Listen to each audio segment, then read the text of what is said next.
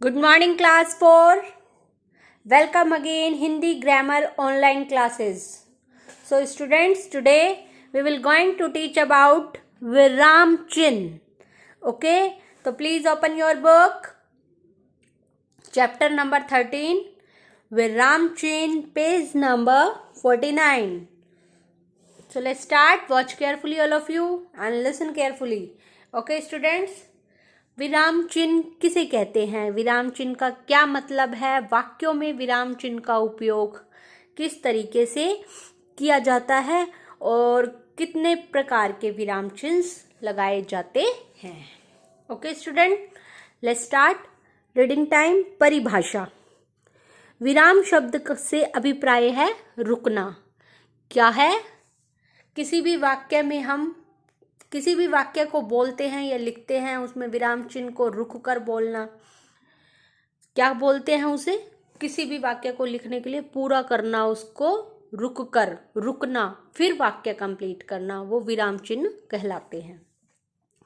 जब हम किसी से या तो बात करते हैं या पढ़ते हैं, है ना, तो उसके लिए क्या होता है, हम कुछ टाइम के लिए रुकते हैं। जैसे मैंने आपसे बात करी, हम आपको टीचर क्लास में पढ़ा रहे हैं और क्वेश्चंस पुट अप कर रहे हैं। मैंने पूछा, दिशा आप क्या कर रहे हैं? तो मैंने दिशा के बाद थोड़ी रुकी, फिर दिशा ने रिप्लाई किया, मैम मैं हिंदी ग्रामर का चैप्टर 13 रीडिंग कर रही हूँ। तो दिशा ने रिप्लाई किया मैम। मैम के बाद वो रुकी, तो वो क्या हुआ? विराम चिन्ह। ओके, ऐसे सेकंड क्वेश्चन पुट अप किया, भव्य आंसर प्लीज, विराम चिन्ह किसे कहते हैं? तो भव्य के बाद में रुकी, तो वो क्या हुआ? रुकना। जहां हम जिस वाक्य को करते टाइम, बोलते टाइम, पढ़ते टाइम, लिखते टाइम करते हैं, तो वो क्या होते हैं? विराम चिन्ह। ओके, जैसे हम रुकते हैं ताकि हमें भाषा का उचित अर्थ समझ आ जाए। ओके, आपको एग्जाम्पल समझाए, समझ आया? लिखते समय किसी बात को स्पष्ट करने के लिए कुछ चिन्हों का प्रयोग किया जाता है, जिन्हें हम क्या कहते हैं? विराम चिन्ह कहते हैं। Is that clear all of you? आइए विराम चिन्ह के बारे में विस्तार से जानें। विराम चिन्ह कितने प्रकार के होते हैं? 4। एक अल्प विराम, पूर्ण विराम, प्रश्नवाचक चिन्ह और विस्मयादिबोधक चिन्ह।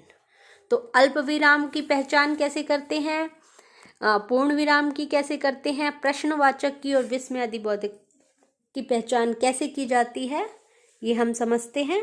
सभी ध्यान से सुनेंगे, ध्यान से देखेंगे। अल्प विराम, इसका चिन्ह देखिए, ऐसा होता है। ओके, जैसे हम कॉमा प्लेस करते हैं ना, ऐसा का प्रयोग वाक्यों में कुछ क्षण रुकने या अधिक व्यक्ति वस्तुओं का अलग अलग करने के लिए किया जाता है। मतलब इसका प्रयोग वाक्यों में, कोई भी वाक्य को लिखने के लिए कुछ टाइम के लिए रुकने के लिए, तथा उसमें कुछ वाक्य ऐसे होते हैं, बहुत सारे व्यक्तियों के नाम आ जाते हैं या फ्रूट्स के नाम आ जाते हैं, तो उनको कंप्लीट करने के लिए कोमा का यूज़ किया जाता है। ओके, जैसे फॉर एग्जाम्पल नाउ, उदित, पीयूष, गर्वित स्कूल जा रहे हैं, तो मैंने बोला उदित। उदित के बाद मैं रुकी, तो हमने कॉमा प्लेस किया। पीयूष बोला, पीयूष के बाद रुके हम, तो हमने कॉमा प्लेस किया। ओके, गर्वित बोला, तो गर्वित के बाद हम रुके, तो हमने कॉमा प्लेस किया। तो ये क्या है? अल्प विराम चिन्ह। क्या है? अल्प विराम चिन्ह। जैसे हमने कहा, परी और दीक्षा पढ़ रहे हैं, तो परी और रुकने में आया ना, परी और, तो फिर हमने परी लगाया। परी, दीक्षा, हम 3 सेंटेंस, 3 नेम्स लेंगे, किसी के भी, गर्ल्स के या बॉयज़ के, किसी के भी, या फ्रूट्स में लेंगे हम। मुझे आम, पपीता, ऑरेंज खाना पसंद है, तो 3 नेम आए। तो इसमें जो आम, पपीता और संतरा है, इसके बीच में हम क्या करेंगे? कोमा प्लेस करेंगे। जैसे देखिए, प्रशांत, यश, मनुजा, प्रियंका और देवा कक्षा में पढ़ रहे थे। तो कितने स्टूडेंट्स हो गए? 1 2 3 4 एंड 5। तो हमने एक कोमा प्लेस किया, जैसे मैंने आपको पहले एग्जाम्पल समझाए।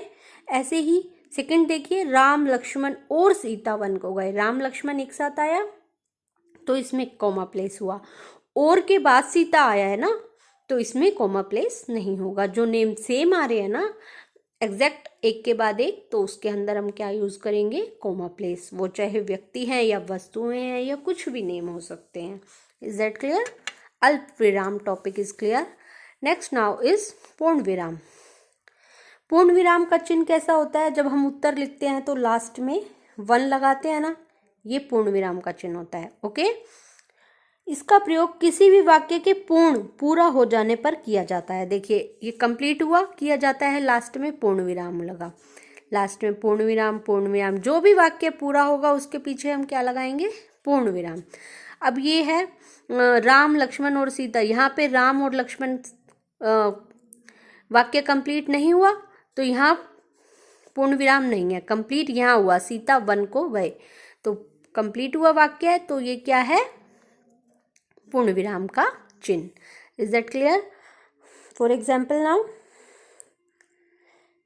मधुलिका ने अपना पाठ याद किया। परी ने अपना पाठ याद किया, याद कर लिया उसने अपना पाठ, वाक्य कंप्लीट हुआ तो हमने पूर्ण विराम लगाया। ओके, पूरी तरह से रुकना, उसके बाद नेक्स्ट वाक्य करने के लिए नेक्स्ट लाइन में जाना, तो ये क्या हुआ, पूरा कंप्लीट हुआ। सेकंड, बच्चे कल रात से पढ़ रहे हैं, कंप्लीट हुआ तो ये पूर्ण विराम का चिन्ह लगा। Is that clear? Okay, change your page. Third is प्रश्नवाचक चिन्ह। वेरी इजी, कोई भी वाक्य है और हमसे पूछा जाए कि प्रश्नवाचक चिन्ह का प्रयोग कीजिए या करना है, तो हम कैसे करेंगे?